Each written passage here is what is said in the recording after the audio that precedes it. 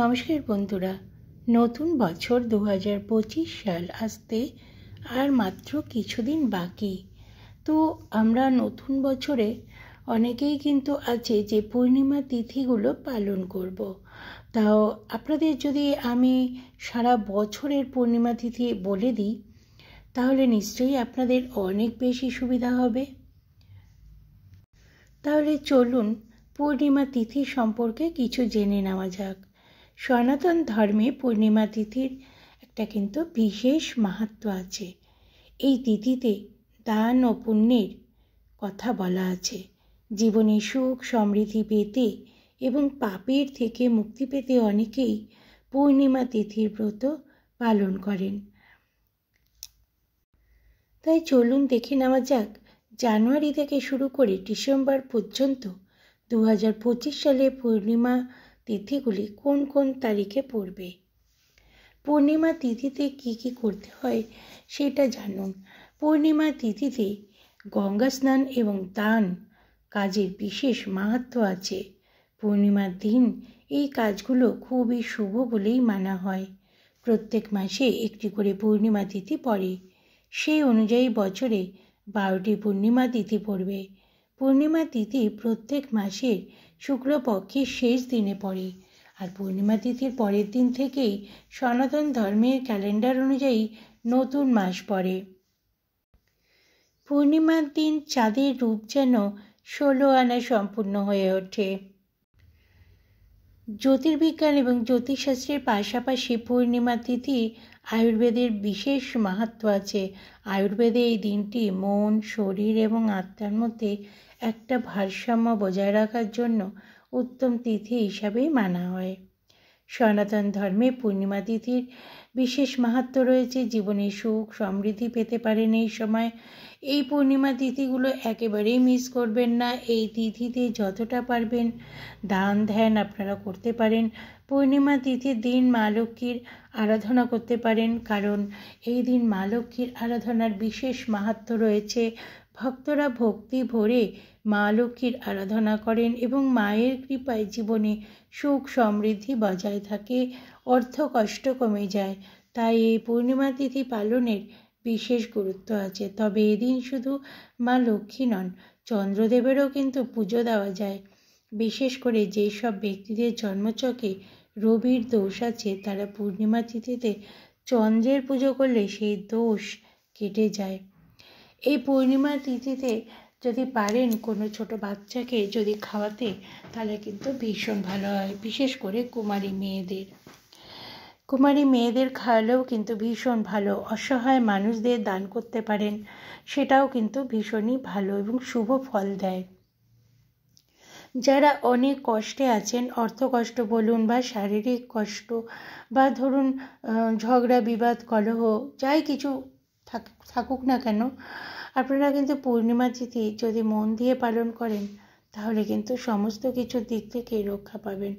আর একটা কথা বন্ধুরা, অনেকেই শনিবার, মঙ্গলবার, বৃহস্পতিবার বা যে কোনো দিন পালন করেন, কিন্তু জানেন কি পূর্ণিমা আর অমাবস্যা এই দুটো তিথি যদি আপনারা পালন করতে পারেন, নিরামিষ খেতে পারেন, তাহলে কিন্তু আলাদা করে আর কোনো দিন মানার প্রয়োজন হয় না।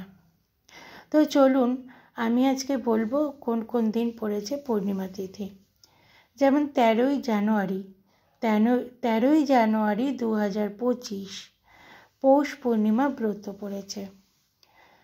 12ই ফেব্রুয়ারি 2025 মাঘ পূর্ণিমা ব্রত। 14ই মার্চ 2025 ফাল্গুন পূর্ণিমা ব্রত।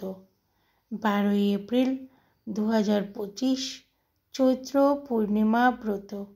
12ই মে 2025 বৈশাখী পূর্ণিমা ব্রত।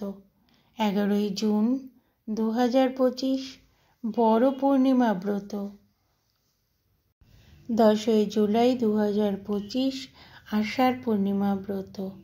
9ই আগস্ট 2025 শ্রাবণ পূর্ণিমা ব্রত। 12ই মে 2025 বৈশাখ পূর্ণিমা ব্রত। 11ই জুন 2025 বড় পূর্ণিমা ব্রত। 10ই জুলাই 2025 আষাঢ় পূর্ণিমা ব্রত, 9ই আগস্ট 2025 শ্রাবণ পূর্ণিমা ব্রত, 7ই সেপ্টেম্বর 2025 ভদ্রপদ পূর্ণিমা ব্রত, 7ই অক্টোবর 2025 আশ্বিন পূর্ণিমা ব্রত, 5ই নভেম্বর কার্তিক পূর্ণিমা ব্রত এবং 4ঠা ডিসেম্বর 2025 মার্গশীর্ষ পূর্ণিমা ব্রত। তো শুনে নিলেন সারা বছরের পূর্ণিমা তিথি। এই দিনে দেবাদিদেব মহাদেবের, শ্রী বিষ্ণুদেবের ও মা লক্ষ্মীর বিশেষ পুজো করা হয়। এই দিনে পূর্ণিমার ব্রত রাখা হয়। এই দিনে চাঁদের আলো স্নিগ্ধতায় বহু কাজ হয়ে থাকে। ধার্মিক মান্যতার সঙ্গে বৈজ্ঞানিক দৃষ্টিকোণ থেকেও পূর্ণিমা তিথির আলাদা গুরুত্ব আছে। পূর্ণিমা তিথির দিনে ব্রত আর পুজো পাঠ করার ফলে বিশেষ আশীর্বাদ পাওয়া যায়। এই দিনে ভালো কাজের বিশেষ ফল পাওয়া যায় বিষ্ণু পুজো করলে। ঘরে সুখ শান্তি ধরে রাখতে এই দিনে ভগবান বিষ্ণু ও লক্ষ্মী দেবীর আরাধনা করতে পারেন। মনে করা হয় যে এই দিন যে কোনো মনস্কামনা খুব তাড়াতাড়ি পূর্ণ হয়। আমি আরও একবার আপনাদেরকে বলে দিচ্ছি, বছরের প্রথম শুক্ল পূর্ণিমা শুরু হচ্ছে পৌষ মাসে সোমবার 13ই জানুয়ারি 2025।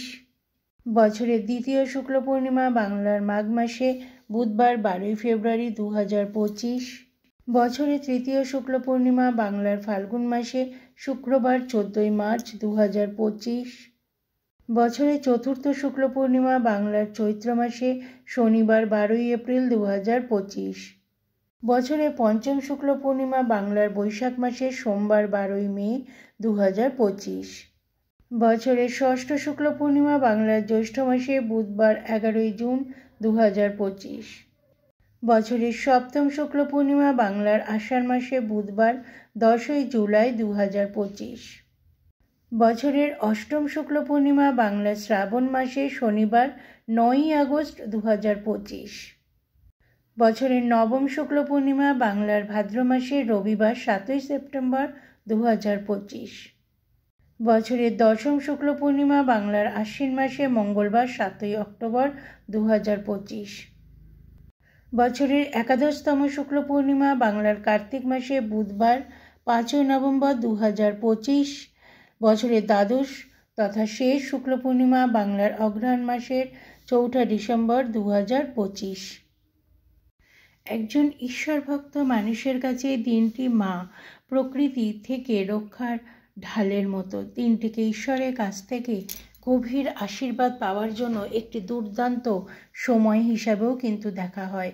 এই দিনে আশীর্বাদ গ্রহণ করে আপনি অস্তিত্ব, সামর্থ্য এবং সম্ভাবনার অন্য মাত্রা অতিক্রম করতে পারেন। অমাবস্যার সময় অশুভ শক্তি এবং নেতিবাচক শক্তি রাজত্ব করে। বিপরীতে কিন্তু পূর্ণিমার সময় ইতিবাচক শক্তি এবং ঐশ্বরিক শক্তি শাসন করে। তাই এই কারণেই হিন্দু ঐতিহ্যে পূর্ণিমাকে অত্যন্ত শুভ বলে মনে করা হয়। তাই বন্ধুরা, যদি পারেন পূর্ণিমা তিথি পালন করুন। যেটুকু পারবেন সেইটুকুই করুন। মা লক্ষ্মীর পুজো করুন, বিষ্ণুদেবের পুজো করুন, মহাদেবের পুজো করুন। দেখবেন যে অনেক ভালো থাকবেন, অনেক বাধা বিপত্তি, অনেক কিছু কেটে যাবে, অর্থ সংকট কেটে যাবে। সবাই ভালো থাকবেন, সুস্থ থাকবেন। ভিডিওটি শেয়ার করবেন যাতে সবাই জানতে পারেন। আর ডেসক্রিপশন বক্সে আমি দিয়ে দেবো, আপনারা দেখে